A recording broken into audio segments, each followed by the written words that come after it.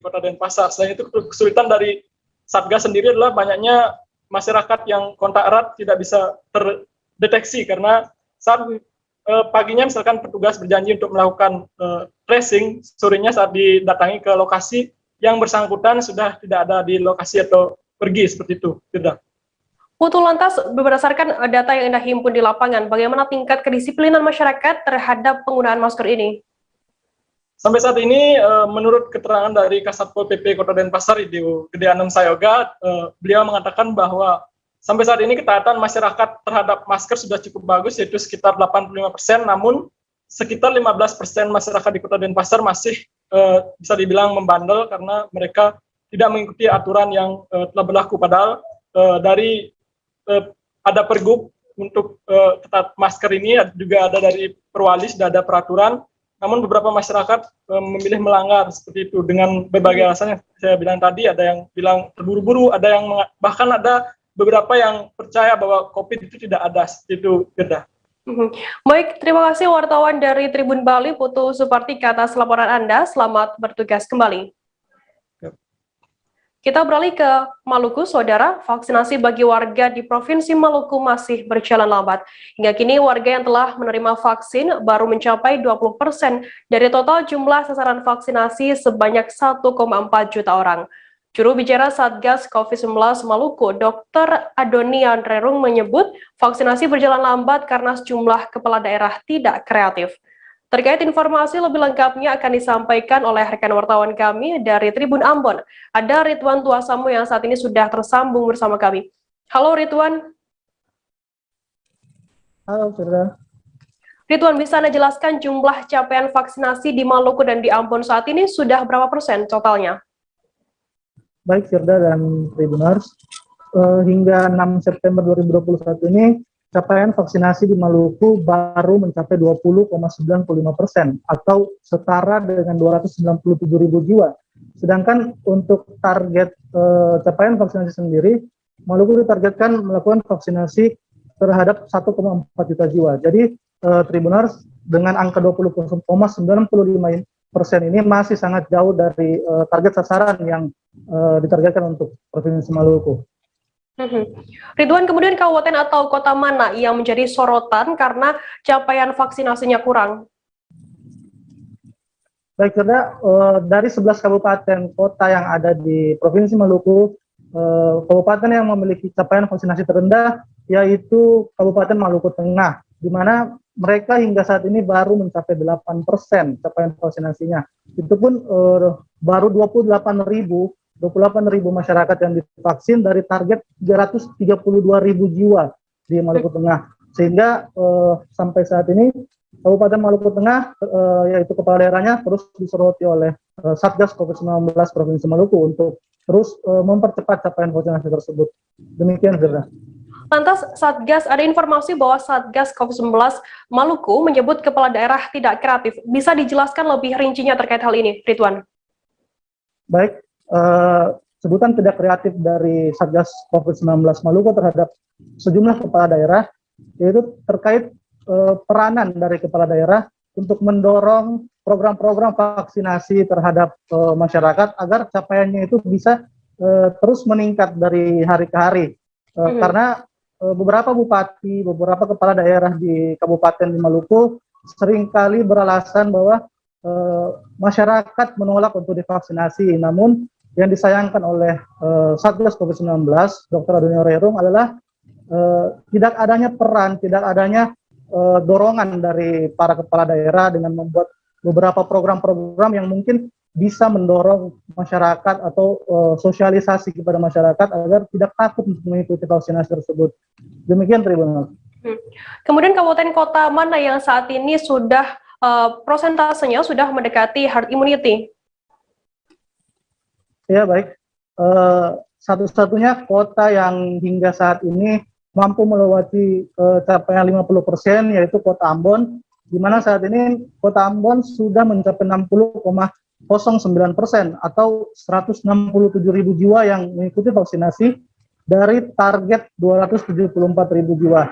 Dan akan diupayakan sebelum memasuki akhir tahun pada bulan Desember nanti, capaian vaksinasi tersebut sudah berada di angka 75% sesuai dengan target yang diberikan kepada Kota Ambon, pemerintah Kota Ambon. Ridwan, lantas alasan lain keterlambatan vaksinasi di Maluku sendiri seperti apa informasi lengkapnya? Iya, beberapa alasan yang disampaikan oleh Satgas COVID-19 Kota Ambon yaitu banyaknya pulau-pulau di Kota Ambon yang di mana untuk menjangkaunya cukup kesulitan, Tribuners. Akses untuk sampai ke pulau-pulau tersebut yang kesulitan membuat banyak program vaksinasi akhirnya tidak berjalan. Kemudian ada pula stok vaksinasi yang tidak bisa dikirimkan karena sulitnya akses transportasi tadi. Ada juga beberapa alasan lain seperti masyarakat yang masih takut melakukan vaksinasi karena mendengar informasi-informasi terkait kipi setelah divaksinasi. Itulah yang alasan-alasan lain yang membuat akhirnya sejumlah daerah, sejumlah pulau-pulau akhirnya gagal atau terlambat untuk melakukan vaksinasi. Baik, terima kasih wartawan dari Tribun Ambon, Ridwan Tuasamu atas laporan Anda. Selamat bertugas kembali. Tribuners, kita akan jeda sejenak. Kami masih akan menyajikan informasi menarik untuk Anda selesai ini. Tetap di Live Update. Oke, apa kabar Bang Aris di sini untuk strateginya? Kalau saya sendiri di Gimik 37 ini yang semalam baru mulai, saya udah sebenarnya aku nggak ngerasain penangkapan atau penggerebegan atau apapun itu, karena gini loh, posisinya aku kriteria. Jadi kita mengenal disebut dengan stroke yang tidak berdarah dengan stroke yang berdarah. Stroke yang tidak berdarah itu biasanya ditandai dengan adanya penyumbatan. Kalau itu terjadi di sini mungkin pikirnya tidak ke situ kali ya, tapi kalau di Korea atau di Kamboja itu ada beberapa paper yang saya itu mas, ya dulunya tukang koran. Oh gitu ya, Tukang koran. Ya, saya baca itu Pak. Tuh kan, pernah baca kan? Ya. Jadi kalau saya jadi tangga, itu udah bersyukur banget. Si anak ini dijadikan sebagai tersangka begitu. Ya, kalau ini kita bicara yang di luar kasus Situbondo ya. Dengan nama hujan shower, di mana terdapat batas jelas antara daerah hujan dan tidak hujan yang biasanya terjadi pada fase awal mature stage atau tahap berbahaya itu Kang. Jadi mulai artinya terjadinya perlembekan. Nah itu untuk penetrasi akan sulit gitu ya. Dok, saya ini menurut saya memang tidak mudah, bukan urusan tanah diambil. Kalau misalnya Amerika Serikat sekarang, Rasulullah mengatakan dalam sebuah hadis bahwa berpuasa di 6 hari Syawal itu. Oke, apa kabar Bang Aris di sini untuk strateginya? Kalau saya sendiri di Gimik 37 ini yang semalam baru mulai, saya udah sebenarnya aku nggak ngerasain penangkapan atau penggerebegan atau apapun itu, karena gini loh, posisinya aku kriteria. Jadi kita mengenal disebut dengan stroke yang tidak berdarah dengan stroke yang berdarah. Stroke yang tidak berdarah itu biasanya ditandai dengan adanya penyumbatan. Kalau itu terjadi di sini mungkin pikirnya tidak ke situ kali ya, tapi kalau di Korea atau di Kamboja itu ada beberapa paper yang saya itu mas, ya dulunya tukang koran. Oh gitu ya, Tukang koran. Ya, saya baca itu Pak. Tuh kan, pernah baca kan? Ya. Jadi kalau saya jadi tangga, itu udah bersyukur banget. Si anak ini dijadikan sebagai tersangka begitu. Ya, kalau ini kita bicara yang di luar kasus Situbondo ya. Dengan nama hujan shower, di mana terdapat batas jelas antara daerah hujan dan tidak hujan yang biasanya terjadi pada fase awal mature stage atau tahap berbahaya itu Kang. Jadi mulai artinya terjadinya perlembekan. Nah itu untuk penetrasi akan sulit gitu ya. Dok, saya ini menurut saya memang tidak mudah, bukan urusan tanah diambil. Kalau misalnya Amerika Serikat sekarang, Rasulullah mengatakan dalam sebuah hadis bahwa berpuasa di 6 hari Syawal itu. Oke, apa kabar Bang Aris di sini untuk strateginya? Kalau saya sendiri di Gimik 37 ini yang semalam baru mulai, saya udah sebenarnya aku nggak ngerasain penangkapan atau penggerebegan atau apapun itu, Karena gini loh, posisinya aku kriteria. Jadi kita mengenal disebut dengan stroke yang tidak berdarah dengan stroke yang berdarah.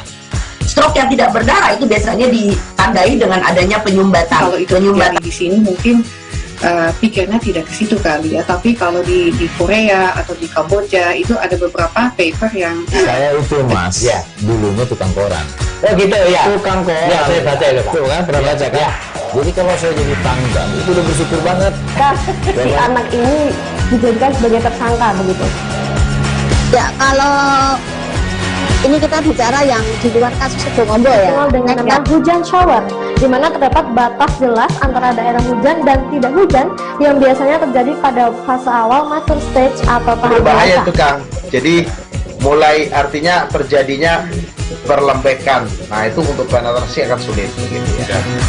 Dok, saya ini menurut saya memang tidak mudah, bukan urusan tanah diambil. Kalau misalnya Amerika Serikat sekarang, Rasulullah mengatakan dalam sebuah hadis bahwa berpuasa di 6 hari Syawal itu. Oke, apa kabar Bang Arif di sini untuk strateginya? Kalau saya sendiri di Jumit 37 ini yang semalam baru mulai, saya udah sebenarnya aku nggak ngerasa itu penangkapan atau penggerebegan atau apapun itu. Karena gini loh, posisinya aku kriteria. Jadi kita mengenal disebut dengan stroke yang tidak berdarah dengan stroke yang berdarah. Stroke yang tidak berdarah itu biasanya ditandai dengan adanya penyumbatan. kalau itu penyumbatan di sini mungkin pikirnya tidak ke situ kali ya, tapi kalau di Korea atau di Kamboja itu ada beberapa paper yang Saya itu mas ya dulunya tukang koran. Oh gitu ya, Tukang koran ya saya baca itu Pak. tuh kan pernah baca kan Ya. jadi kalau saya jadi tanggal itu udah bersyukur banget. Si anak ini dijadikan sebagai tersangka begitu. Ya, kalau ini kita bicara yang di luar kasus Situbondo ya, dengan nama hujan shower, di mana terdapat batas jelas antara daerah hujan dan tidak hujan yang biasanya terjadi pada fase awal mature stage atau tahap Berbahaya dewasa. itu Kang. Jadi mulai artinya terjadinya perlembekan. Nah itu untuk penetrasi akan sulit gitu ya. Dok, saya ini menurut saya memang tidak mudah, bukan urusan tanah diambil. Kalau misalnya Amerika Serikat sekarang, Rasulullah mengatakan dalam sebuah hadis bahwa berpuasa di 6 hari Syawal itu. Oke, apa kabar Bang Arif di sini untuk strateginya? Kalau saya sendiri di Jumit 37 ini yang semalam baru mulai, saya udah sebenarnya aku nggak ngerasa itu penangkapan atau penggerebegan atau apapun itu. Karena gini loh, posisinya aku kriteria. Jadi kita mengenal disebut dengan stroke yang tidak berdarah dengan stroke yang berdarah. Stroke yang tidak berdarah itu biasanya ditandai dengan adanya penyumbatan. kalau itu penyumbatan di sini mungkin pikirnya tidak ke situ kali ya, tapi kalau di Korea atau di Kamboja itu ada beberapa paper yang Saya itu mas ya dulunya tukang koran. Oh gitu ya, Tukang koran ya saya baca itu Pak. tuh kan pernah baca kan Ya. jadi kalau saya jadi tanggal itu udah bersyukur banget. Si anak ini dijadikan sebagai tersangka begitu. Ya, kalau ini kita bicara yang di luar kasus Situbondo ya, dengan nama hujan shower, di mana terdapat batas jelas antara daerah hujan dan tidak hujan yang biasanya terjadi pada fase awal mature stage atau tahap Berbahaya dewasa. itu Kang. Jadi mulai artinya terjadinya perlembekan. Nah itu untuk penetrasi akan sulit gitu ya. Dok, saya ini menurut saya memang tidak mudah, bukan urusan tanah diambil.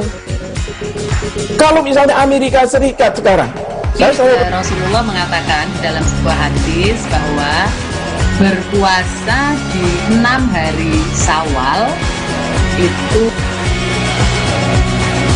Oke, apa kabar Bang Arif di sini untuk strateginya? Kalau saya sendiri di Jumit 37 ini yang semalam baru mulai, saya udah sebenarnya aku nggak ngerasa itu penangkapan atau penggerebegan atau apapun itu. Karena gini loh, posisinya aku kriteria. Jadi kita mengenal disebut dengan stroke yang tidak berdarah dengan stroke yang berdarah. Stroke yang tidak berdarah itu biasanya ditandai dengan adanya penyumbatan. kalau itu penyumbatan di sini mungkin pikirnya tidak ke situ kali ya, tapi kalau di Korea atau di Kamboja itu ada beberapa paper yang Saya itu mas, ya dulunya tukang koran. Oh gitu ya. Tukang koran. Ya, saya baca itu, Pak. Tuh kan, pernah baca kan? Ya. Jadi kalau saya jadi tanggang, itu udah bersyukur banget. Si anak ini dijadikan sebagai tersangka begitu. Ya, kalau ini kita bicara yang di luar kasus Situbondo ya, dengan nama hujan shower, di mana terdapat batas jelas antara daerah hujan dan tidak hujan yang biasanya terjadi pada fase awal mature stage atau tahap Berbahaya dewasa. itu Kang. Jadi mulai artinya terjadinya perlembekan. Nah itu untuk penetrasi akan sulit. Terima kasih Anda masih bersama kami di Live Update. Kita beralih ke informasi selanjutnya, Saudara. Pelaku pembunuhan karyawan hotel di Anyer akhirnya terkuak. Korban yang berinisial SM sempat memiliki hubungan teman tapi mesra atau TTM dengan pelaku berinisial BM sejak tahun 2016. Korban sebelumnya ditemukan meninggal dunia di kontrakannya pada Rabu 18 Agustus. Pukul 19.30 di Desa Harjatani, Kecamatan Kramat Watu, Kabupaten Serang, Banten. SM meninggal dalam keadaan tertutup bantal dengan beberapa luka bekas cekikan di leher. Terkait informasi lebih lengkapnya akan disampaikan oleh rekan wartawan kami dari Tribun Banten, ada Milda Niati yang saat ini sudah tersambung bersama kami. Halo Milda.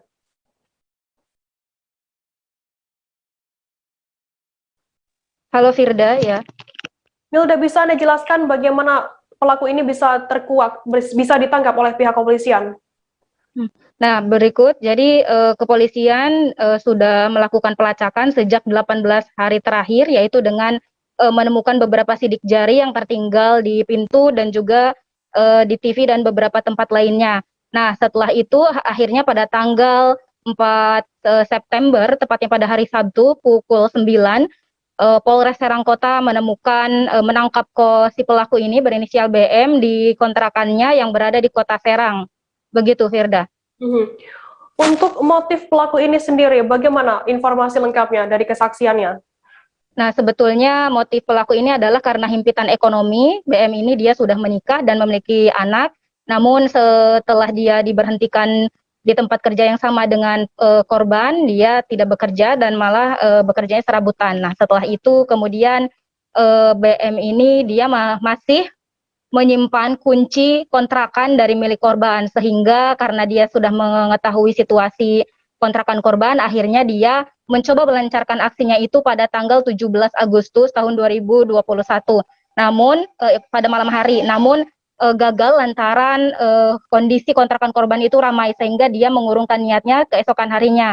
Nah, pada tanggal 18 Agustus tahun 2021, tepatnya pada pukul 6, dia melancarkan aksinya dengan mengambil handphone korban. Namun ketika dia masuk mengambil handphonenya, korban berteriak sehingga si pelaku ini kaget dan dia langsung mencekik korban dan menutupnya dengan bantal. Kemudian dia juga mengelabui keadaan, dalih-dalih situasi itu dibuat seperti korban itu gantung diri, seperti Firda, begitu Firda. Nah, setelah itu korban membawa motor, kemudian membawa jaket dan barang-barang berharga milik korban. Begitu, Firda. Berarti bisa dikatakan pelaku ini membunuh korban karena ingin menguasai harta dari korban, demikian? Betul? Iya, begitu. Betul, Firda.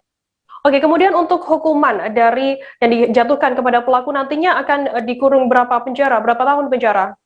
Ya, tersangka dikenakan pasal 339 KUHP dengan ancaman pidana 20 tahun penjara, begitu Firda. Baik, Tribuners, tadi jurnalis kami juga melakukan wawancara dengan Kapolres Serang Kota, AKBP Maruli Achilles Hutapea. Berikut liputannya untuk Anda. Kasus temuan mayat yang diduga awalnya adalah pembunuhan. Seiring dengan berjalannya proses penyelidikan, penyidik mendapatkan informasi dari TKP, saksi-saksi yang telah kita periksa, kemudian penyidik menggali lebih dalam, mempersesuaikan dengan hasil otopsi terhadap korban, kita dapat menelusuri kejadian ini sehingga hari Sabtu kita dapat menelusuri keberadaan terduga pelaku. Kasus ini cukup unik, di mana ternyata hasil interogasi terhadap pelaku bahwa pelaku pernah tinggal di TKP tersebut, di kamar tersebut di tahun 2016, dan pelaku memiliki kunci kamar TKP tersebut yang belum dikembalikan. Modus pelaku melakukan perbuatan adalah ingin. Dua orang wisatawan meninggal dunia setelah tenggelam di Sungai Wisata Ekang Mangrove, Desa Ekang Anculai, Kecamatan Teluk Sebong pada Minggu 5 September kemarin. Korban yakni bernama Wahyu Rianto dan Beni yang meninggal tenggelam saat berpiknik bersama Dinas Pariwisata Bintan dan Genpi Bintan menyusuri sungai yang dijadikan tempat wisata. Untuk mengetahui informasi lebih detailnya sudah bergabung bersama kami wartawan dari Tribun Batam, ada Alfandi Simamora yang akan memberikan laporan lengkapnya untuk Anda. Halo Alfandi. Halo Firda. Alfandi, bisa Anda jelaskan bagaimana kronologi kejadian dua orang wisatawan yang tenggelam di lokasi ini? Perlu saya informasikan, kejadian terjadi pada Minggu tanggal 5 September 2021 siang kemarin. Lokasinya di Sungai Wisata Ekang Mangrove, Desa Ekang Anculai, Kecamatan Teluk Sebong, Kabupaten Bintan. Untuk kronologis singkat kejadian itu, saat dari informasi yang didapatkan Tribun Batam di lapangan, dua orang wisatawan meninggal tenggelam di sana itu saat berwisata bersama Dinas Pariwisata Bintan dan Genpi Bintan saat menyusuri sungai yang dijadikan tempat wisata di sana, di mana saat itu informasi yang dihimpun Tribun dari sumber, korban menggunakan perahu kano bermesin tempel Yamaha 5 PK menyusuri sungai bersama rombongan. Kano sepanjang 4 meter itu ditumpangi 3 orang termasuk tekong, yakni Rio, Wahyu Rianto, dan Beni. Saat kejadian, ketiga penumpang melepas life jacket karena ingin berfoto ria. Namun saat itu juga perahu mereka terbalik dan mereka terjatuh. Begitu informasi singkat kronologis kejadian di sana. Alfandi, dua orang wisatawan yang tenggelam dan meninggal dunia ini ini warga mana dan datang ke sana untuk apa tujuannya? Kedua orang ini wisatawan ini merupakan warga Kabupaten Bintan, 1 orang, dan 1 orang lagi warga Kota Tanjung Pinang. Karena wilayah Kabupaten Bintan dengan Kota Tanjung Pinang ini satu daratan dengan di Provinsi Kepri. Alfandi, lantas dari dari data yang dihimpun di lapangan, bagaimana untuk proses pencarian korban sendiri saat ini? Untuk pencarian korban saat itu tim SAR gabungan turun ke lokasi, di mana saat melakukan pencarian itu dari Basarnas, kepolisian, dan juga warga itu saat itu korban pertama kali ditemukan yaitu Rio dalam keadaan selamat, dan juga korban bernama Beni juga ditemukan masih dalam keadaan selamat namun dilarikan ke rumah sakit. Saat itu korban bernama Beni ini ketika dilarikan ke rumah sakit RSUD Tanjung Uban itu sudah menghembuskan napas saat dalam perjalanan. Kemudian untuk korban bernama Wahyu itu belum ditemukan saat itu. Pihak Basarnas langsung atau tim gabungan melakukan pencarian selama 2 jam lebih waktu yang dilakukan. Akhirnya korban ditemukan dalam keadaan meninggal dunia dan dilarikan ke rumah sakit RSUD Tanjung Uban. Setelah kedua korban ini dievakuasi begitu, dibawa kemana dan apakah saat ini sudah dijemput oleh pihak keluarga untuk dimakamkan begitu? Setelah dievakuasi, korban dibawa ke RSUD Tanjung Uban dan dari informasi pihak kepolisian, kedua jasad korban sudah dijemput oleh keluarganya masing-masing, baik itu yang berada di Kabupaten Bintan dan juga yang berada di Kota Tanjung Pinang.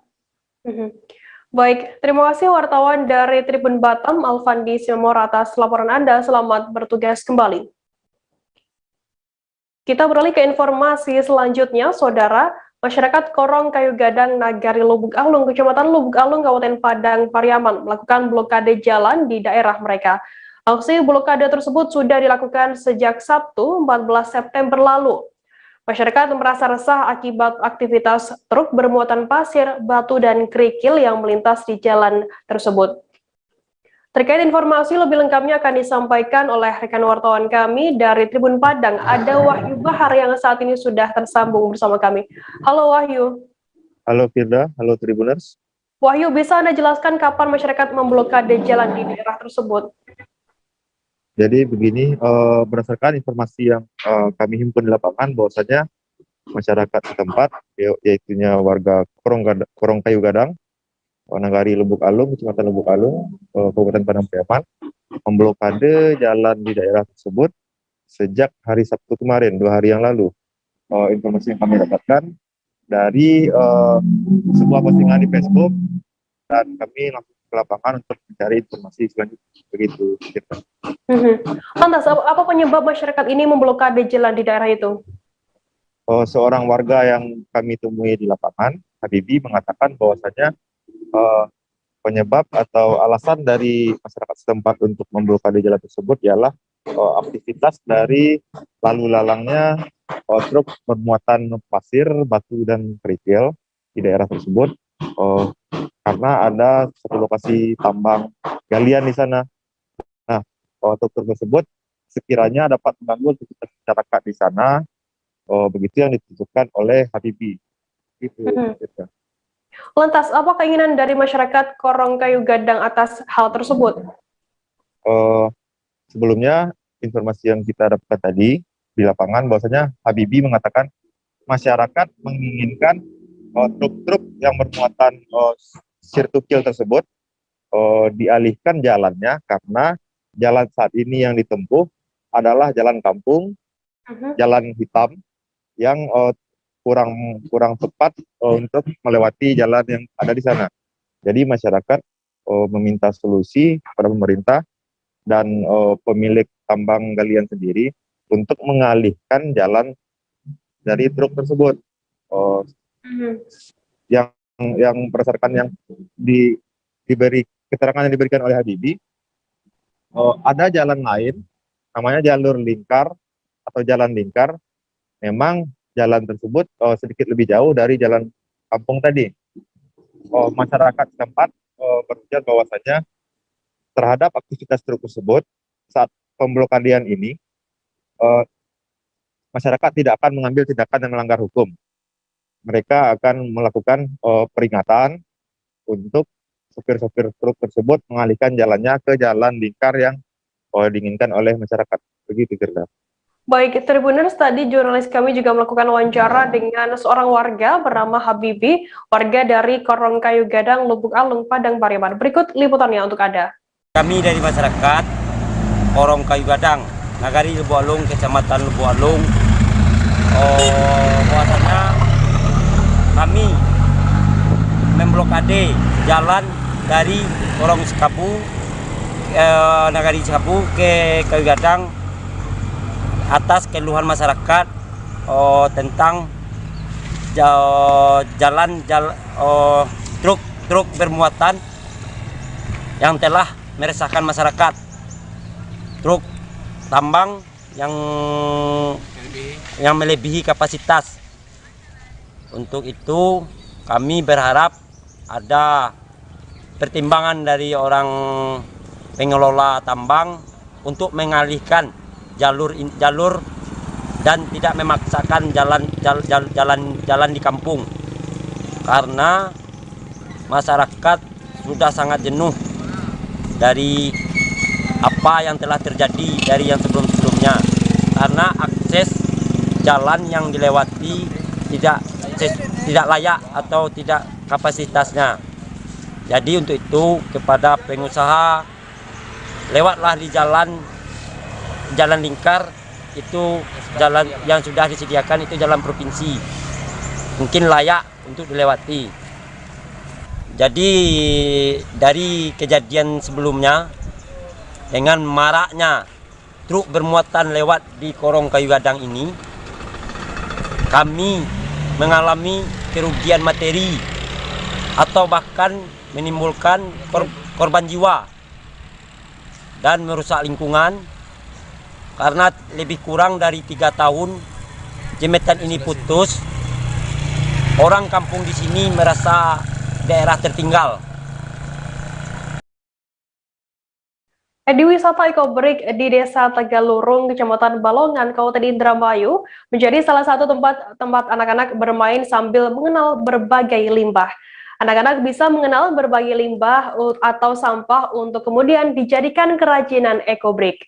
Pada hari ini, sejumlah siswa SMP Wirautama Patrol ditemani guru mereka belajar bagaimana membuat ekobrik tersebut. Terkait informasi lebih lengkapnya akan disampaikan oleh rekan wartawan kami dari Tribun Cirebon, ada Handika Rahman yang saat ini sudah tersambung bersama kami. Halo Handika. Halo Firda. Handika, bisa Anda jelaskan sebenarnya eduwisata ekobrik itu seperti apa? Baik Firda, bisa saya jelaskan. Untuk eduwisata ekobrik ini sesuai namanya, merupakan salah satu wisata edukasi di mana para siswa atau murid atau anak-anak nantinya itu bisa belajar sekaligus bermain di sana. Mereka bisa belajar mengenal berbagai macam limbah yang kemudian bisa dibuat kerajinan tangan, Firda. Lantas, mengapa eduwisata tersebut bisa dibuat oleh pihak di sana? Baik Firda, untuk eduwisata ekobrik ini sebenarnya berawal dari inisiatif salah seorang relawan inspirasi rumah zakat di Desa Tegalurung, Kecamatan Balongan, Kabupaten Indramayu, di mana awalnya itu mereka menyasar para kaum lansia untuk diberdayakan khususnya dari sisi ekonomi. Kemudian para lansia itu diajari untuk membuat ekobrik, dan di sana merupakan salah satu pusat pembuatan ekobrik di Kabupaten Indramayu. Seiring berjalannya waktu, relawan inspirasi ini berniat untuk lebih mengenalkan kerajinan ekobrik ini kepada anak-anak sekolah khususnya. Mereka diundang ke tempat pembuatan ekobrik untuk belajar, dan nantinya diharapkan mereka juga bisa membuat kerajinan itu sendiri di rumah. Lantas, bagaimana, apakah limbah sampah ini bisa dibuat dengan berbagai kerajinan? Apa saja kerajinannya? Baik Firda, untuk kerajinan sendiri di tempat tersebut ada banyak sekali ya. Salah satunya yang paling utama adalah ekobrik itu sendiri, di mana ekobrik ini terbuat dari limbah plastik yang dipadatkan ke dalam sebuah botol dan kemudian disusun menjadi sebuah kursi. Dan selain itu ada pula kerajinan lainnya seperti pot bunga. Pot bunga ini terbuat dari limbah kain yang kemudian dicampur semen dan nantinya dipadatkan sehingga membuat seperti pot dengan lekuk-lekuk yang dari limbah kain tadi. Hal ini menjadikan barang-barang pembuatan para lansia khususnya yang berada di lokasi tersebut memiliki nilai jual lebih, mengingat sampah-sampah yang awalnya tidak berguna sekarang menjadi lebih bisa dimanfaatkan dan bisa dijual. Baik, terima kasih wartawan dari Tribun Cirebon, Handika Rahman, atas laporan Anda. Selamat bertugas kembali. Kita beralih ke informasi selanjutnya, Saudara. Proses perbaikan jalan berstatus Jalan Provinsi Kalimantan Barat di Jalan Singkawang Bengkayang, Kecamatan Singkawang Timur, Kota Singkawang, Kalimantan Barat akhirnya dimulai. Sebelumnya, jalan rusak di Kecamatan Singkawang Timur ini sudah sejak lama dikeluhkan oleh warga setempat. Tak jarang kondisi jalan yang rusak ini mengakibatkan kecelakaan, khususnya pada kendaraan truk bermuatan. Jumlah truk bermuatan seringkali terperosok di lubang jalan hingga terguling. Terkait informasi lebih lengkapnya akan disampaikan oleh rekan wartawan kami dari Tribun Pontianak, ada Rizky Kurnia yang saat ini sudah tersambung bersama kami. Halo Rizky. Halo Firda. Rizky, bisa Anda jelaskan bagaimana proses perbaikan Jalan Singkawang Bengkayang saat ini? Ya, baik Firda dan juga Tribuners, memang sejak Jumat 3 September 2021 kemarin, pemerintah Provinsi Kalimantan Barat akhirnya memulai proses perbaikan Jalan Singkawang Bengkayang di Kecamatan Singkawang Timur, Kota Singkawang, Kalimantan Barat. Nah, berdasarkan informasi yang kami dapatkan, memang saat ini sejumlah bahan material serta alat berat yang akan digunakan dalam proses perbaikan jalan tersebut sedang dalam perjalanan menuju Kota Singkawang. Namun, sejak Jumat kemarin, satu alat berat sudah beroperasi untuk meratakan tanah pada sisi kanan dan kiri jalan. Nah, proses tersebut juga sempat ditinjau langsung oleh Wali Kota Singkawang, Ibu Cejumi bersama jajarannya. Selain itu, sebelumnya kondisi jalan rusak di Kecamatan Singkawang Timur ini memang sudah sejak lama dikeluhkan oleh warga setempat, khususnya para pengendara. Karena memang seringkali kondisi jalan berlubang di Kecamatan Singkawang Timur ini menyebabkan kecelakaan. Bahkan belum lama ini satu mobil truk bermuatan sawit sempat terguling akibat jalan rusak tersebut. Namun beberapa jam kemudian truk terguling tersebut berhasil dievakuasi oleh petugas kepolisian. Begitu, Terda. Rizky, lantas bagaimana dengan tanggapan dari masyarakat sendiri dengan adanya perbaikan jalan ini? Baik, untuk tanggapan ini sendiri memang ditanggapi baik, disambut baik oleh masyarakat sekitar, khususnya para pengendara. Nah, hal ini juga sempat diungkapkan oleh salah seorang anggota DPRD Kota Singkawang, yaitu Bapak Anewan. Nah, berdasarkan dari penuturan Bapak Anewan sendiri, memang perbaikan jalan ini memang sudah sejak lama ditunggu oleh masyarakat Kota Singkawang. Karena selain menghambat aktivitas masyarakat, kondisi jalan rusak juga membahayakan para pengendara. Bahkan sebelum dimulai perbaikan ini, warga di sekitar Jalan Singkawang Bengkayang ini sempat menanam sebatang pohon pisang di tengah jalan sebagai bentuk kekecewaan terhadap pemerintah karena belum adanya kepastian perbaikan jalan ini. Namun setelah tersebarnya kabar dimulainya perbaikan Jalan Singkawang Bengkayang ini, batang pisang yang sempat ditanam kemudian disingkirkan oleh warga dan diganti dengan kerucut lalu lintas untuk memperingati pengendara agar berhati-hati saat melintasi jalan berlubang tersebut. Gitu. Kemudian bagaimana dengan dimulainya perbaikan jalan ini? Apakah sudah ada target begitu dari pemerintah untuk menyelesaikan perbaikan? Baik, untuk sampai saat ini kami masih belum mendapatkan informasi terkait ataupun informasi lebih detail target diselesaikannya perbaikan Jalan Singkawang Bengkayang ini. Begitu juga dengan informasi terkait panjang jalan, lebar jalan, dan juga ketebalan jalan yang diperbaiki ini. Namun berdasarkan data dari website resmi LPSK Provinsi Kalimantan Barat, pemerintah mengucurkan anggaran sekitar 11 miliar rupiah untuk perbaikan Jalan Singkawang Bengkayang ini. Nah, untuk informasi lebih detailnya nanti akan kami sampaikan melalui portal Tribun Pontianak.id setelah mendapatkan keterangan dari pihak pemerintah provinsi. Baik, terima kasih wartawan dari Tribun Pontianak Rizky Kurnia atas laporan Anda. Selamat bertugas kembali. Bocah di Goa yang matanya nyaris dilukai oleh ibu dan ayahnya dikabarkan kini tengah menjalani operasi. Informasi lengkapnya akan kami hadirkan untuk Anda, so saya jeda tetap di live update. Oke, apa kabar Bang Ariski di sini untuk strateginya?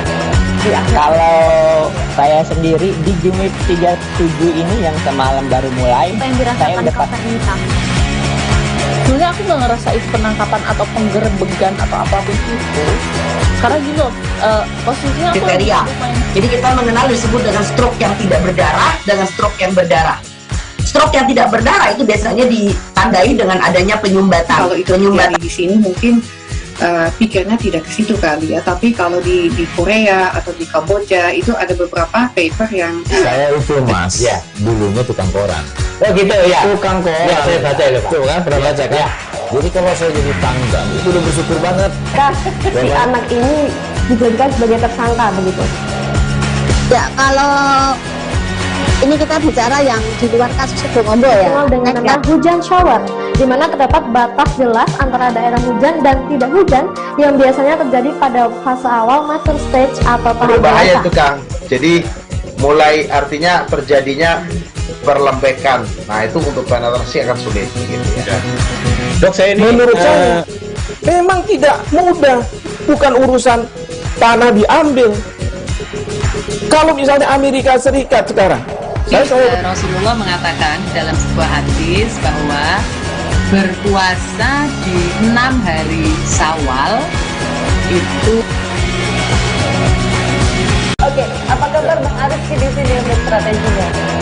Kalau saya sendiri di Jumit 37 ini yang semalam baru mulai, saya udah pasti. Sebenarnya aku nggak ngerasain penangkapan atau penggerbegan atau apapun itu, karena gini loh, posisinya aku kriteria. Jadi kita mengenal disebut dengan stroke yang tidak berdarah dengan stroke yang berdarah. Stroke yang tidak berdarah itu biasanya ditandai dengan adanya penyumbatan. Kalau itu penyumbatan di sini mungkin pikirnya tidak ke situ kali ya, tapi kalau di Korea atau di Kamboja itu ada beberapa paper yang saya itu mas ya dulunya tukang koran. Oh gitu ya, tukang koran ya, saya baca itu Pak. Tuh kan pernah baca kan ya. Jadi kalau saya jadi tanggang itu udah bersyukur banget. Si anak ini dijadikan sebagai tersangka begitu.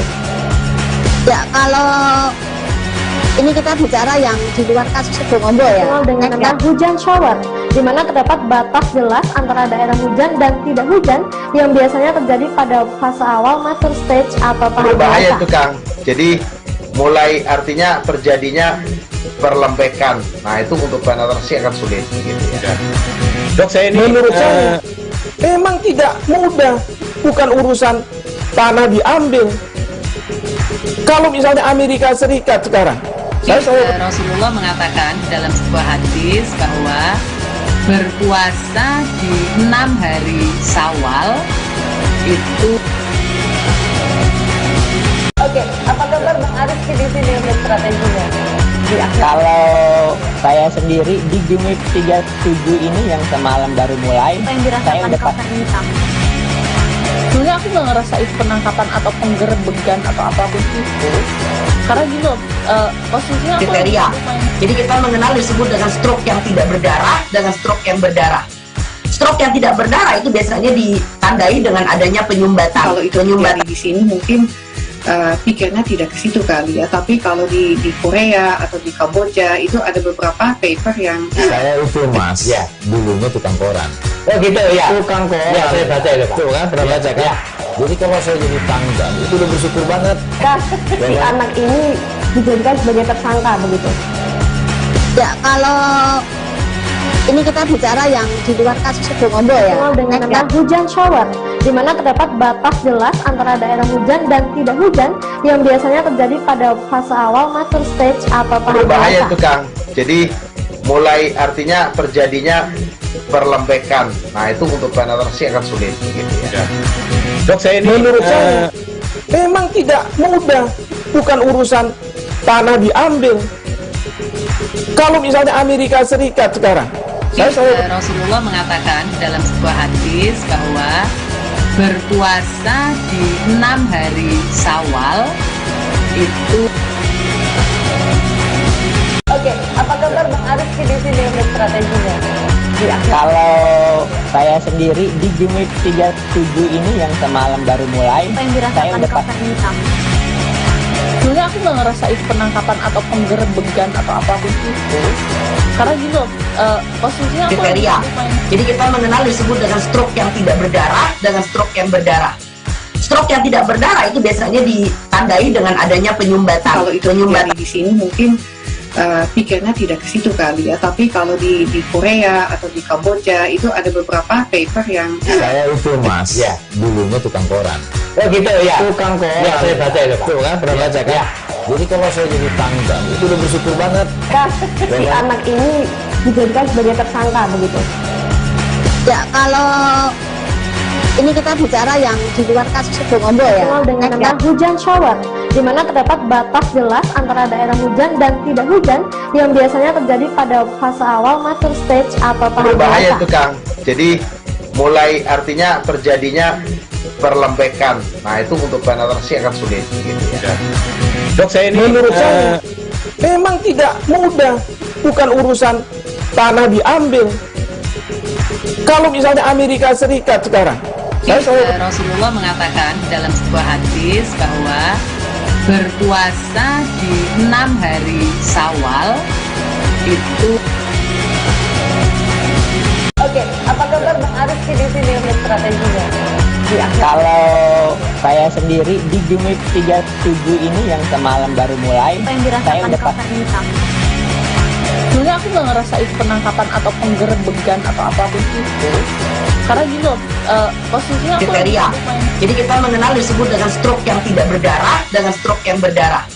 Stroke yang tidak berdarah itu biasanya ditandai dengan adanya penyumbatan. Kalau itu penyumbatan di sini mungkin pikirnya tidak ke situ kali ya, tapi kalau di Korea atau di Kamboja itu ada beberapa paper yang saya itu mas, ya dulunya tukang koran. Oh gitu ya, tukang koran. Ya, saya baca itu tuh kan, pernah baca kan? Jadi kalau saya jadi tanggang itu udah bersyukur banget. Si anak ini dijadikan sebagai tersangka begitu. Ya kalau ini kita bicara yang di luar kasus Situbondo ya, dengan nama hujan shower, di mana terdapat batas jelas antara daerah hujan dan tidak hujan yang biasanya terjadi pada fase awal mature stage atau tahap berbahaya itu Kang. Jadi mulai artinya terjadinya perlembekan. Nah itu untuk penetrasi akan sulit gitu ya. Dok, saya ini menurut saya memang tidak mudah, bukan urusan. Masih bersama saya, Firdana di Live Update. Kita beralih ke informasi selanjutnya, Saudara. Terduga korban pelecehan seksual di lingkungan kerja Komisi Penyiaran Indonesia KPI Pusat berinisial MS mendatangi Rumah Sakit Polri Kramat Jati, Jakarta Timur pada Senin 6 September 2021. Di lokasi MS tiba pukul 10 waktu Indonesia Barat didampingi oleh 2 orang kuasa hukumnya. Jika berdasar keterangan dari kuasa hukumnya, kehadiran MS ini untuk menjalani tes psikis alias kejiwaan atas kejadian pelecehan seksual yang dialaminya. Untuk mengetahui informasi lebih detailnya sudah bergabung bersama kami wartawan dari tribunnews.com. Ada Rizky Sandi Saputra yang akan memberikan laporannya langsung dari Jakarta. Halo Sandi, Rizky Sandi. Ya Firda, halo, selamat sore. Rizky, bisa Anda jelaskan proses pemeriksaan tes kejiwaan yang dilakukan oleh tim dokter RS Polri kepada MS ini seperti apa informasi lengkapnya? Ya, Firda dan juga Tribuners bisa disampaikan bahwa pada siang tadi, Senin 6 September 2021, pihak dokter dari Rumah Sakit Polri Kramat Jati telah usai melaksanakan pemeriksaan gitu kejiwaan kepada terduga korban dari adanya insiden pelecehan seksual di lingkungan kerja Komisi Penyiaran Indonesia atau KPI Pusat, yang dimana tadi MS didampingi secara langsung oleh anggota kuasa hukumnya yakni Roni dan juga Reinhardt begitu. Terpantau mereka gitu mulai memasuki ruang pemeriksaan sekitar pukul 10.30 dan keluar kembali pada pukul 1 begitu, sekira pukul 1. Ya sekitar 3 jam terduga korban MS ini menjalani pemeriksaan kejiwaan di RS Polri begitu, Firda. Rizky, apa saja yang ditanyakan oleh pihak dokter ini kepada terduga korban MS? Ya tadi saya juga sempat mewawancarai kuasa hukum dari terduga korban MS yakni Roni. Dirinya menyatakan kalau kliennya diberikan sekitar 12 pertanyaan begitu dari tim dokter Rumah Sakit Polri, di mana dominan dari pertanyaan tersebut yakni berkutat soal masalah pribadi karena setelah menerima tindakan pelecehan seksual tersebut, MS selalu merasakan stres gitu, trauma yang mendalam, bahkan tidak jarang juga sering meluapkannya dengan marah-marah begitu, dengan banting-banting meja gitu. Bahkan katanya sebelum menjalani proses pemeriksaan, tepatnya pada pagi tadi, Roni menjelaskan kalau MS sempat mengalami gangguan lagi gitu, maksudnya dirinya menyatakan kalau kliennya itu tadi pagi sempat mengalami gangguan pencernaan begitu, itu merupakan bagian dari salah satu penyebab dari stresnya dia begitu, Firda. Kemudian bagaimana untuk hasil pemeriksaan tes dari terhadap MS ini?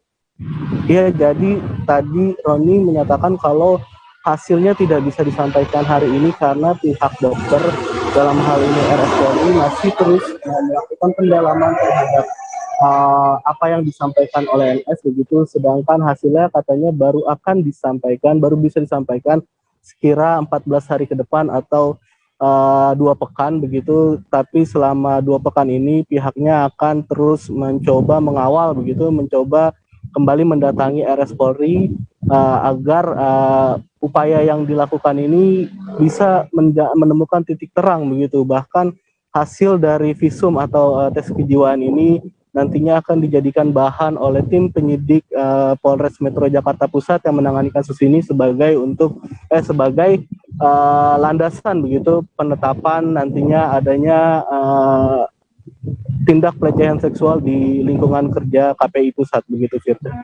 Kemudian Rizky, apakah MS saat ini masih akan menjalani rangkaian tes di RS Polri atau seperti apa informasinya?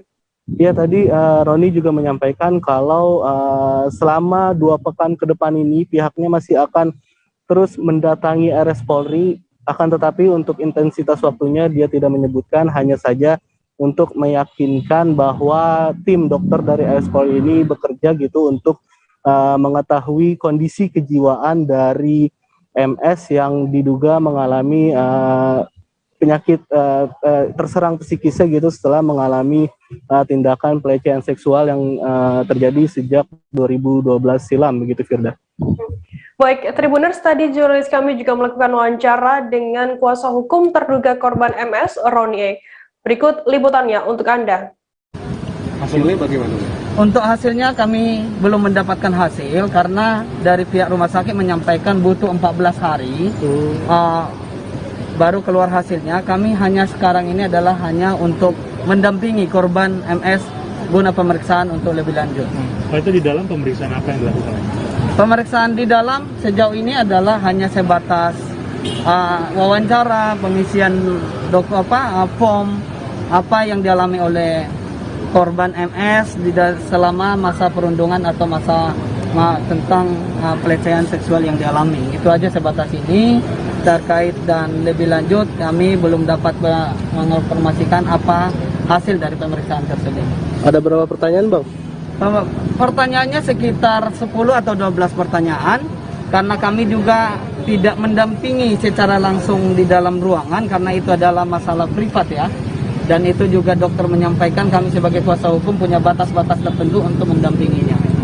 Di luar pemeriksaan hari ini kondisinya seperti apa sih? Korban memang ada masih terlihat trauma. Polisi masih menunggu kedatangan 5 terlapor kasus perundungan dan pelecehan seksual terhadap pegawai Komisi Penyiaran Indonesia KPI Pusat di Polres Jakarta Pusat pada Senin 6 September 2021. Terlapor berinisial RM, FP, RT, EO, dan CL dijadwalkan untuk diperiksa oleh penyidik dalam kasus yang menghebohkan publik tersebut. Namun hingga pukul 14.30 kelimanya belum datang ke Polres Jakarta Pusat untuk menjalani pemeriksaan. Terkait informasi lebih lengkapnya akan disampaikan oleh rekan wartawan kami dari tribunnews.com, ada Fandi Permana yang saat ini sudah tersambung bersama kami. Halo Fandi.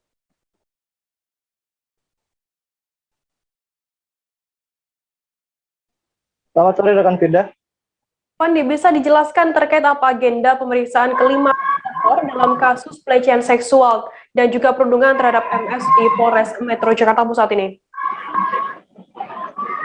Baik, dapat kami informasikan bahwa agenda pemeriksaan terhadap 5 terlapor dugaan kasus perundungan dan juga pelecehan seksual yang dialami oleh pegawai KPI Pusat berinisial RM.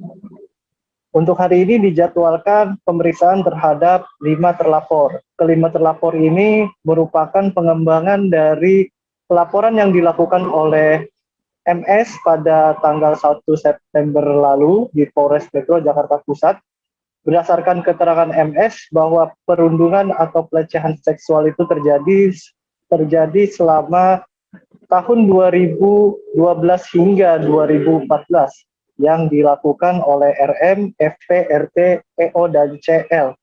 Dan hingga sampai saat ini, kelima terlapor belum hadir ke Polres Metro Jakarta Pusat dan polisi masih menunggu sesuai dengan jadwal agenda pemeriksaan. Lantas apakah ada informasi terbaru terkait kedatangan 5 terlapor dalam kasus ini? Baik, dapat kami informasikan bahwa tadi sempat ada informasi dari salah satu kuasa hukum terlapor bahwa hari ini para terlapor berencana untuk tetap menghadiri pemeriksaan.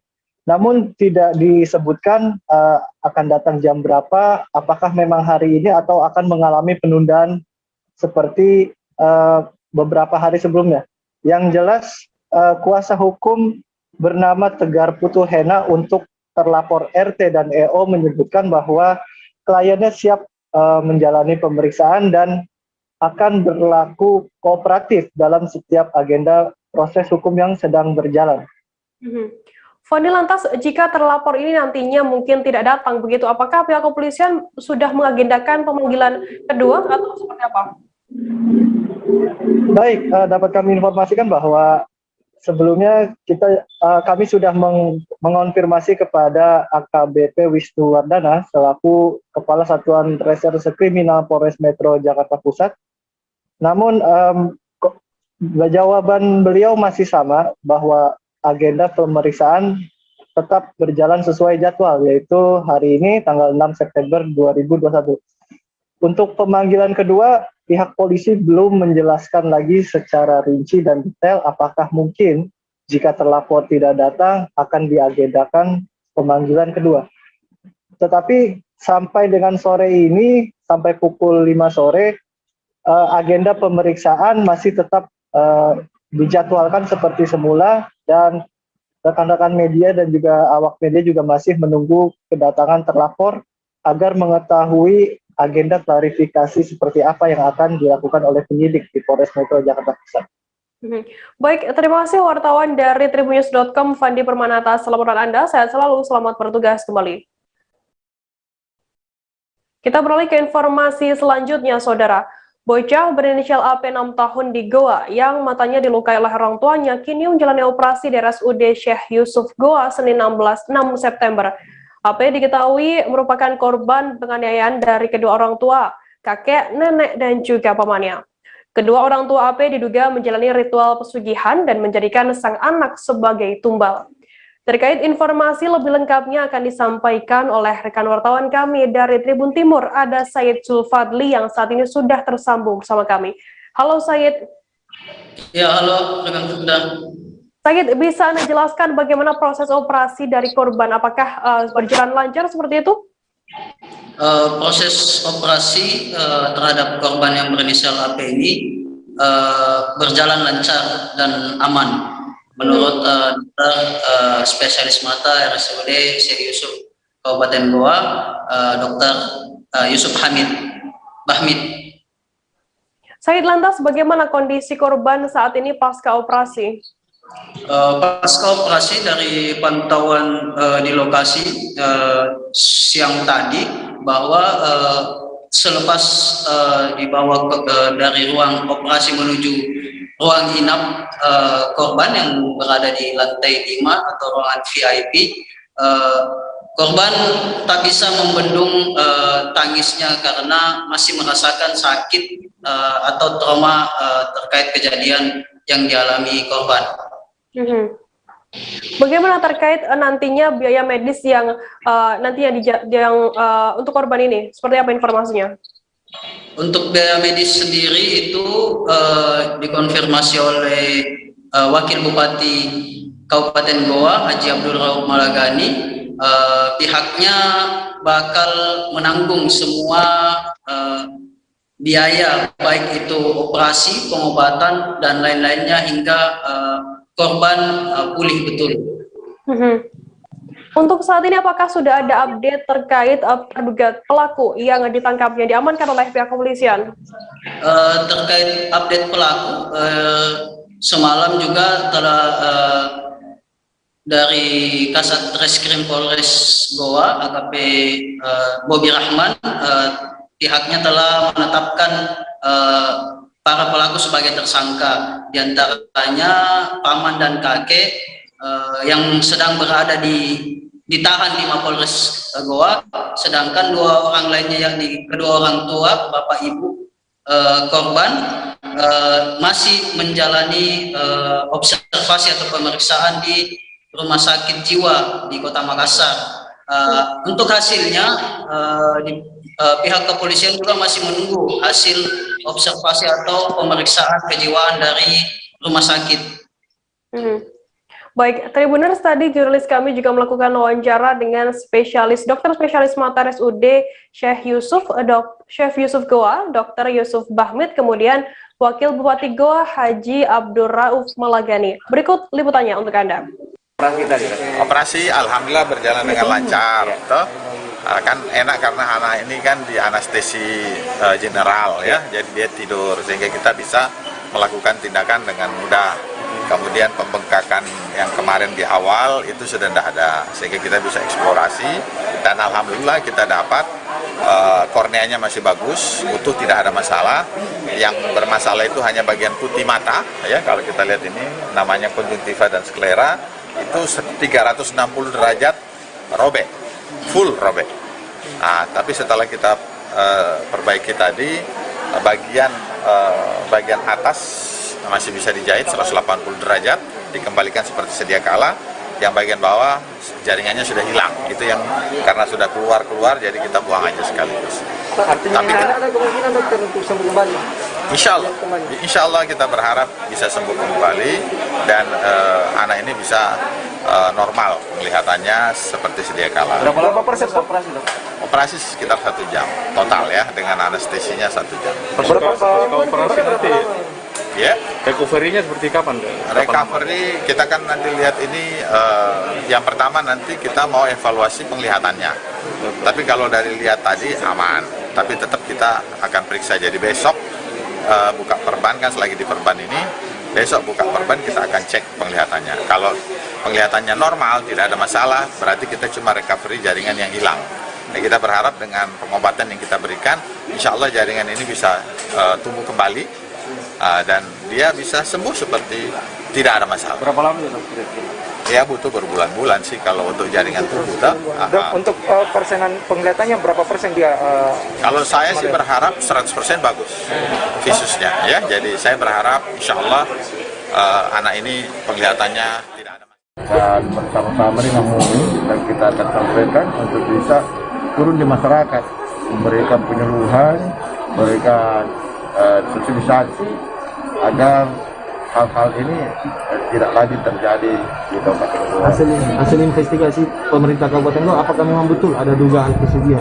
Katanya seperti itu, tetapi tentu nanti kita serahkan kepada pihak kepolisian. Di mana saya tadi sudah ketemu dengan Humas Polda, beliau akan menindaklanjuti bersama dengan Kapolres Goa. Kita tunggu saja apa hasilnya, apakah betul ini kesugihan atau bagaimana. Karena kalau kita lihat ya seorang orang tua sampai tegar melakukan pencongkelan mata kepada anaknya. Ini saya tidak harus pikir, merinding saya punya bulu-bulu ini untuk mengingat itu. Untuk itu kita semua harus bersabar menunggu hasil pemeriksaan dari pihak yang berwajib. Kita ini kan sudah melakukan pendampingan dan ada Ibu Kadis pemberdayaan perempuan dan tentu akan melakukan pendampingan untuk anak-anak. Kita akan membantu, kita berusaha sampai pulih betul. Siap pemerintah Kabupaten Goa akan membiayai untuk bisa membantu anak ini sampai betul-betul pulih. Untuk pendidikannya sendiri pasca mengalami tindakan kekerasan dan menjauhkan dari para pelaku, seperti apa dari Pemkab sendiri? Ya, pemerintah daerah, di mana kita tahu bahwa pemerintah daerah selalu menginginkan masyarakatnya itu baik. Olehnya itu kita akan mendampingi terus. Dan tentu kita akan menjauhkan dari orang tuanya. Hari ini 6 September 2021, sejumlah SMA sederajat melaksanakan gladi bersih asesmen nasional berbasis komputer atau ANBS 2021. Dari pertama ANBS, pelaksanaan hanya melibatkan para siswa dengan materi soal literasi dan numerasi. Dari dua materi tersebut, siswa lebih cenderung kesusahan mengerjakan soal materi numerasi, seperti yang diungkapkan oleh Abid Raditya Subiakto, 15 tahun. Untuk mengetahui informasi lebih lengkapnya, sudah bergabung bersama kami wartawan dari Banjarmasin Pos, ada Rahmadi Hassani, sudah tersambung bersama kami. Halo Rahmadi. Halo, Firda. Rahmadi, bisa Anda jelaskan bagaimana suasana pelaksanaan ANBK di Banjarmasin tadi? Oke, baik, dapat saya laporkan. Hari ini merupakan hari pertama pelaksanaan asesmen nasional berbasis komputer di SMA sederajat di Kalimantan Selatan. Saya berkesempatan memantau di SMA 1 Banjarmasin. Di sana ada 45 siswa yang terpilih untuk mengikuti seleksi tersebut. Seleksi dilaksanakan di sekolah, namun dengan tetap menerapkan protokol kesehatan. Begitu, Firda. Kemudian seperti apa mekanisme pelaksanaan dari ANBK yang ada di Banjarmasin ini? Baik, karena masih dalam suasana pandemi, tentunya siswa harus melakukan protokol kesehatan di sekolah. Nah, salah satu caranya yakni mereka dibagi dalam 2 sesi menggunakan 2 ruangan yang berbeda. Mereka secara bergantian menjalani tes tersebut. Satu sesi dilaksanakan oleh siswa selama 90 menit. Mereka menjawab soal dengan pilihan ganda. Begitu, Firda. Kemudian apakah ada kendala teknis saat dilakukan gladi bersih pelaksanaan ANBK di Banjarmasin? Selain mereka kesusahan menjawab soal yang khususnya materi numerik, mereka juga diketahui mengalami kendala teknis, yakni sistem asesmen nasional tersebut mengalami error. Nah, kendala tersebut mereka alami sesaat sebelum mereka mengirimkan jawaban mereka ke server yang ada di pusat. Nah, sehingga jawaban yang mereka kirim itu tidak sampai. Begitu. Kemudian bagaimana tindak lanjut dari pihak sekolah sendiri terkait adanya hal ini? Tadi saya sempat mewawancarai kepala sekolah SMA 1 Banjarmasin. Beliau mengungkapkan bahwa akan segera berkoordinasi dengan Dinas Pendidikan Provinsi Kalimantan Selatan. Nah, untuk mengetahui apakah kendala teknis itu terjadi di tingkat pusat atau di tingkat sekolah. Sementara saya tadi juga berkesempatan mewawancara sekolah lain yang juga melaksanakan asesmen nasional itu, namun di sekolah lain terbukti tidak ada kendala. Nah, jadi tindak lanjutnya nanti akan segera didiskusikan di Dinas Pendidikan Provinsi. Begitu kira-kira. Baik, Tribuners, tadi jurnalis kami juga melakukan wawancara dengan PLT Kepala SMA Negeri 1 Banjarmasin, Ferry Setiawan Amadi, dan juga Abid Raditya Subiakto, siswa SMA 1 Banjarmasin. Berikut liputannya untuk Anda. Kasih suaranya sedikit. Oh iya, boleh. Oke, Pak, hari ini pelaksanaan gladi bersih ANBK ya, Pak? Betul. Bagaimana, Pak, prosesnya di sekolah? Yang pertama kami sedang mempersiapkan siswa, itu ada 45 orang plus 5 cadangan. Kami bagi 2, sesi 1 dan sesi 2. Terakhir saya lihat tadi ya lancar-lancar saja, tapi begitu eksekusi terakhir mengirim jawaban kayaknya agak terkendala, lambat sekali server pusat menerima. Sempat terjadi error berarti Pak saat ingin mengirim jawaban tersebut, Pak? Betul ya, jadi tadi kan anak-anak sudah selesai menjawabnya, begitu mengirim ke pusat mungkin berbarengan serentak dengan provinsi-provinsi lain, jadi server pusat agak susah menerima. Nah, itu adalah beberapa kendala yang kami alami beberapa waktu yang lalu. Tindak lanjutnya nanti seperti apa, Pak?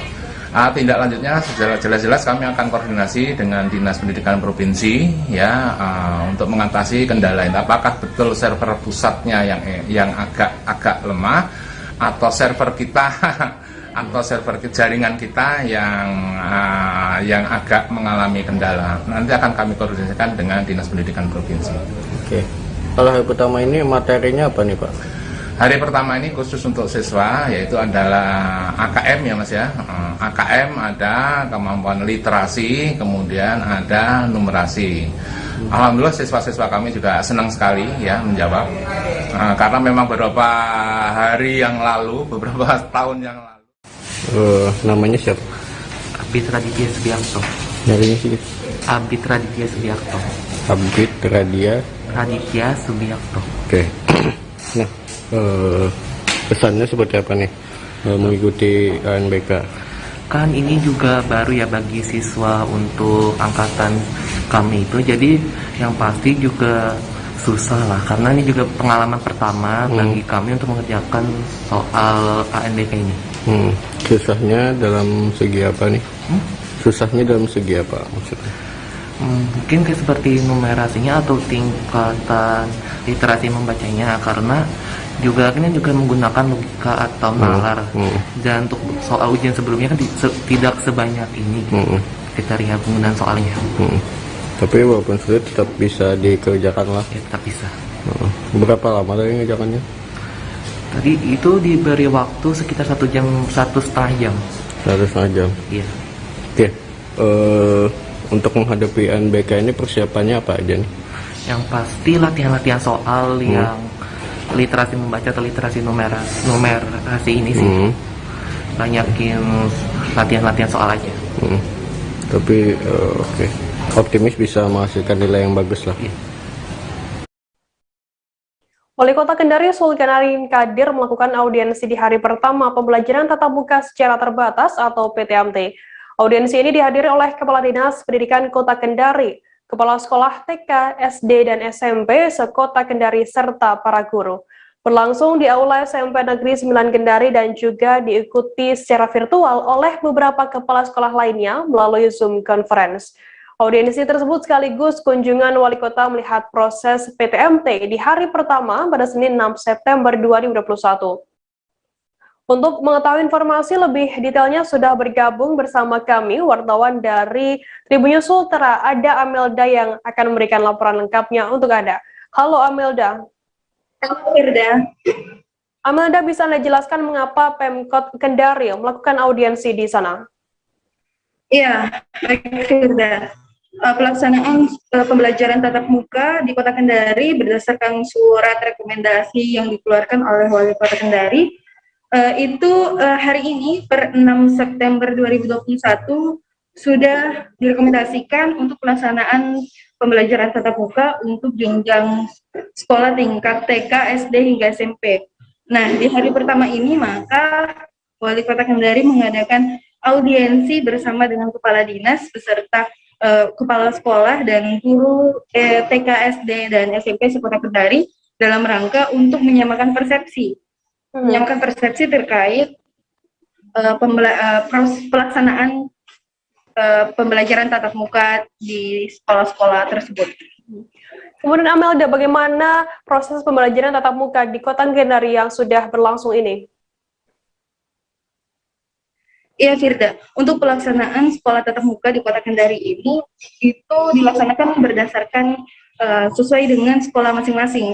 Jadi pelaksanaan ini tidak dilaksanakan secara merata, maksudnya sistemnya tidak sama di setiap sekolah karena melihat dari pertama itu dari jenjang sekolahnya untuk TK, SD, dan SMP.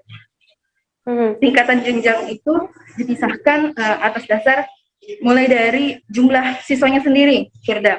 Jumlah siswanya jika dia ada puluhan, maka maksud saya jika peserta siswa didik di sekolah itu ada yang berjumlah puluhan, ratusan, bahkan ribuan, sehingga pelaksanaan tatap muka ini juga disesuaikan dengan jumlah siswa tersebut. Salah satunya tadi ada sekolah yang menerapkan pembelajaran secara genap ganjil. Jadi berdasarkan absen, Firda. Ketika anak tersebut berada di nomor absen ganjil genap, maka dia akan masuk sekolah pada hari genap juga, yaitu pada hari Selasa, Kamis, dan Sabtu. Kemudian yang nama siswa di nomor absen ganjil maka akan sekolah di hari ganjil juga, yaitu Senin, Rabu, dan Jumat. Kemudian sekolah lainnya juga ada yang menerapkan blended learning, artinya sebagian tatap muka dan sebagian tetap dilaksanakan secara daring. Pelaksanaan secara daring ini diperuntukkan bagi siswa yang memang benar-benar tidak bisa mengikuti secara tatap muka di sekolah. Misalnya yang pertama adalah kondisinya yang kurang sehat, atau yang kedua orang tua dari siswa tersebut masih belum mengizinkan sekolah tatap muka. Dan untuk pelaksanaan sekolah tatap muka di sekolah di Kota Kendari ini, juga selain dari berdasarkan rekomendasi wali kota, pihak sekolah juga, dan salah satunya adalah persetujuan dari orang tua. Jadi ketika ada orang tua yang masih belum mengizinkan anaknya sekolah tatap muka, maka masih dapat menerima pembelajaran secara daring. Seperti itu, Kata. Amelda, apabila nantinya ada siswa maupun guru yang terkonfirmasi positif COVID-19, bagaimana langkah dari pihak sekolah menangani hal ini? Iya, Firda. Ketika nanti selama proses pembelajaran didapatkan siswa yang terkonfirmasi positif COVID-19, maka pihak pemerintah Kota Kendari bersama pihak sekolah itu akan meninjau ke lokasi sekolah masing-masing di mana siswa yang dikatakan terkonfirmasi tersebut berada. Peninjauan itu dilakukan untuk melihat apakah status anak itu memang benar-benar membahayakan, dalam artian bisa menularkan COVID-19 ini, atau apabila memang masih memungkinkan, maka akan anak tersebut diwajibkan untuk sekolah daring. Tapi ketika yang terkonfirmasi ini dalam kategori fatal, seperti yang disampaikan Kadis di Mudara tadi, Kota Kendari, Pak Makmur, beliau menyampaikan jika terdapat siswa terkonfirmasi dan itu dikhawatirkan menyebabkan penularan COVID-19, maka sekolah tersebut akan ditutup untuk sementara. Baik, Tribuners, tadi jurnalis kami juga melakukan wawancara dengan Kepala Dinas Pendidikan Pemuda dan Olahraga Kota Kendari, Makmur, dan juga Kepala Sekolah SMP Negeri 9 Kendari, Milwan, dan juga Wali Kota Kendari, Zulkarnain Kadir. Berikut liputannya untuk Anda. Kepala sekolah masing-masing, yang mana tadi kan sudah disampaikan bahwa vaksin itu tidak menjadi hal yang atau tidak menjadi syarat yang wajib bagi peserta didik untuk mengikuti pembelajaran tatap muka. Nah, yang dimaksud itu adalah yang belum vaksin, mereka tetap menerima pembelajaran tetapi lewat daring. Jika ada salah satu peserta didik yang terpapar COVID, jika ada yang kita temukan seperti itu, maka sekolahnya kita akan lakukan peninjauan dan juga mungkin perbaikan sesuai dengan situasi kondisinya. Jika memang fatal, kita akan secara sementara akan kita tutup sementara sekolahnya. Fatal itu apa parameternya? Maksudnya jika yang bersangkutan itu dikhawatirkan menularkan kepada yang lain, maka sekolah itu kita hentikan sementara dulu.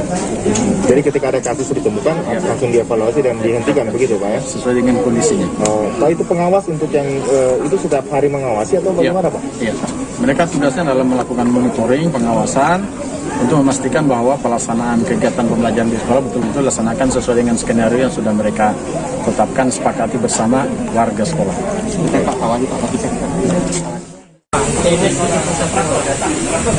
Jadi di sini ada 2 hari untuk jenjang kelas 7, begitu pula kelas 8 dan ke 9. Hari Senin, Selasa kelas 7, Rabu, Kamis kelas 8, dan Jumat, Sabtu kelas 9.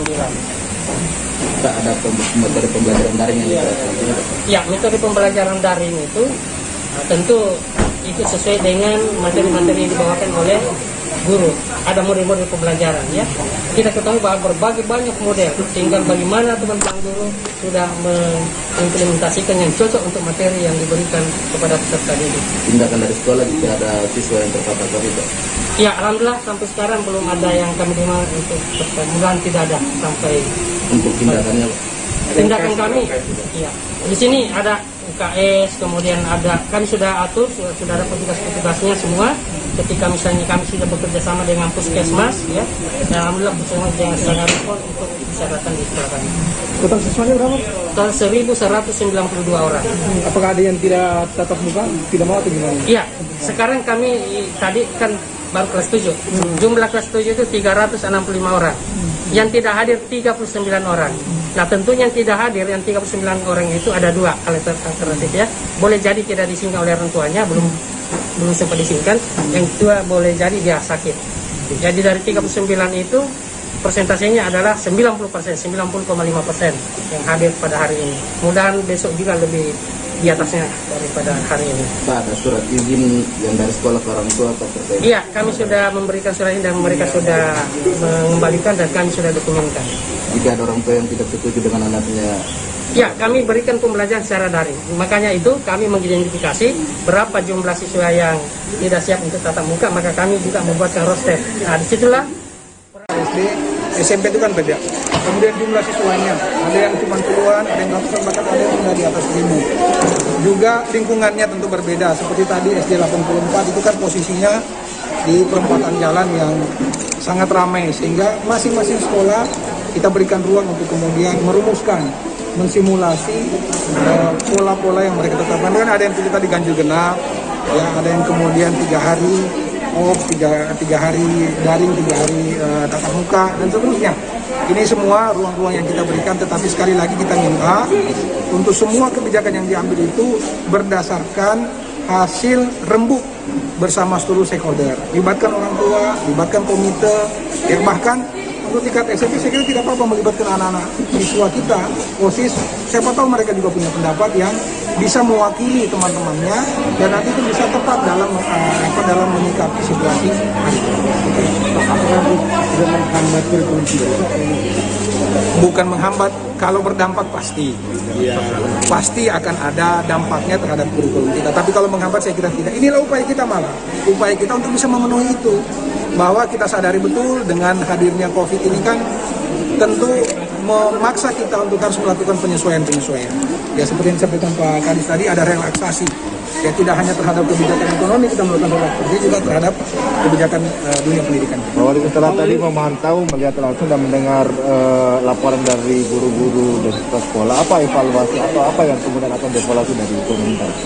Pertama saya senang sekali mendengar mereka, semangat mereka luar biasa. Ini mungkin juga buah dari kerinduan ya, yang sudah sekian lama tertahan dan hari ini bisa diimplementasikan. Kalau ditanya apa yang akan kita evaluasi, seluruh variabelnya akan kita evaluasi, baik dari aspek pelaksanaan protokol COVID-nya maupun juga dari aspek Tribuners, informasi tadi sekaligus menutup perjumpaan kita dalam live update hari ini. Untuk memperbarui informasi Anda, saksikan terus live update di seluruh kanal YouTube dan Facebook Tribun Network. Masih di tengah pandemi, kami terus mengingatkan Anda untuk selalu menerapkan protokol kesehatan dimanapun Anda berada. Saya Firdana, wakil yang bertugas, pamit undur diri. Terima kasih dan sampai jumpa. Jangan lupa like, subscribe, dan share ya!